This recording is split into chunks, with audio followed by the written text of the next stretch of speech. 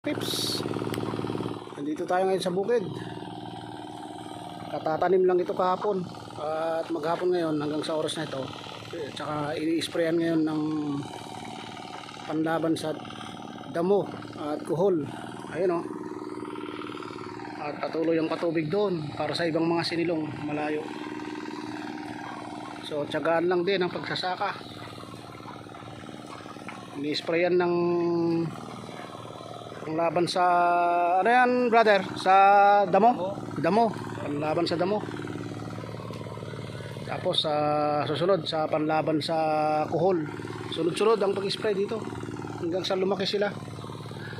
So tiyagaan din ang pagsasaka, isa sa mga typical na trabaho o gawain ng mga Pilipino, lalo na dito sa Isabela. Okay, siya ito sa mga pinagkakakitaan. Okay.